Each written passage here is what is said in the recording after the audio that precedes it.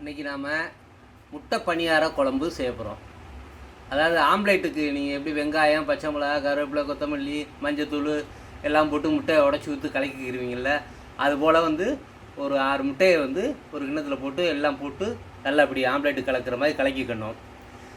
கார குழம்பு தனியாக, காய் போடாமல் கார குழம்பு தனியாக வச்சுக்கணும். இப்போ முட்டை பணியார குழம்பு எப்படி செய்கிறதுன்னு இப்போ பார்க்கலாம் வாங்க. பணியார சட்டி அடுப்பில் வச்சு கல் காஞ்சதும் எண்ணெய் ஊற்றி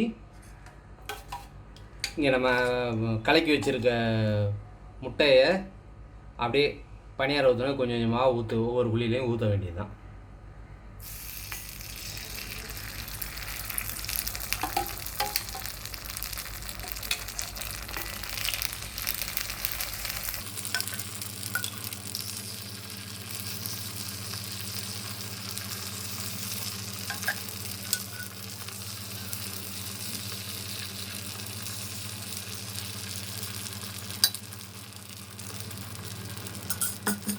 வெந்ததும் ஸ்பூன் வச்சு இல்லை கத்தி வச்சு உங்களுக்கு எது வாட்டமாக இருக்கோ அதுபோல் வச்சு அந்த முட்டை பணியாரத்தை பிரட்டி விட வேண்டியது தான்.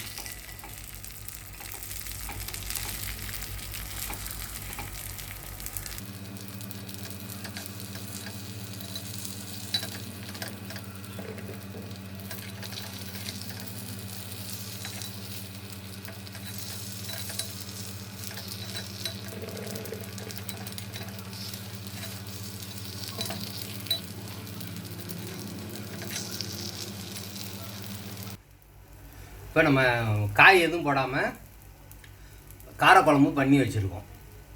இப்போ அந்த குழம்புல பணியாரம் வந்தோடனே அதை எடுத்து போட வேண்டியது தான்.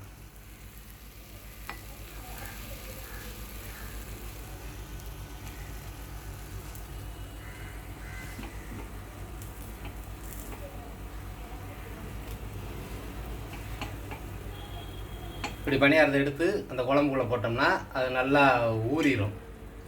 அப்படியே ஒரு 1/4 மணி நேரம் 1/2 மணி நேரம் நல்லா ஊறினோடனே சாப்பாடில் போட்டு சாப்பிட வேண்டியதுதான். முட்டையை ஆம்லேட்டு எப்படி சாப்பிட்றது, இது ஒரு வித்தியாசமாக இருக்கும். சூப்பர்.